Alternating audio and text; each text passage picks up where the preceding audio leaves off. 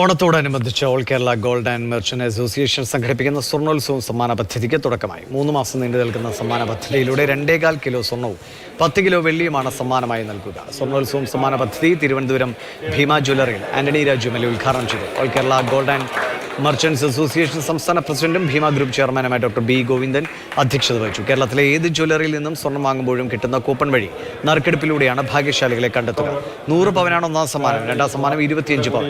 പ്രോത്സാഹന സമ്മാനമായി സ്വർണ്ണ നാണയവും നൽകും. ചടങ്ങിൽ സമ്മാന പദ്ധതിയുടെ കൂപ്പൺ പ്രകാശനം ചെയ്തു. ചെറുകിട സ്വർണ്ണ വ്യാപാരികളെ പ്രോത്സാഹിപ്പിക്കുന്നതിനു കൂടി വേണ്ടിയാണ് സംസ്ഥാനത്ത് ആദ്യമായി സ്വർണ്ണോത്സവം സംഘടിപ്പിക്കുന്നത്.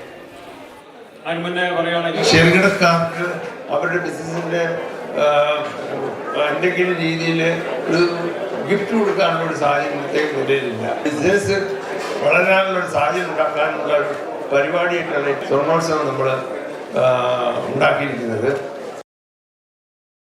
നിങ്ങൾ വാങ്ങുന്ന ഓരോ ബില്ലിനും നിങ്ങളെല്ലാം ഈ സമ്മാനത്തിന് 2.25 കിലോ സ്വർണവും 10 കിലോ വെള്ളിയും സമ്മാനമായി കേരളത്തിലെ ഉപഭോക്താക്കൾക്ക് നൽകുന്ന ഒരു പുതിയ സംരംഭമാണ്.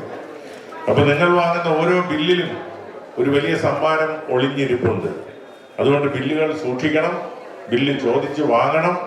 ബില്ല് വാങ്ങി ഈ സമ്മാനമുണ്ടോ എന്ന് നറുക്കെടുപ്പിൻ്റെ കഴിയുമ്പോൾ പരിശോധിക്കണം.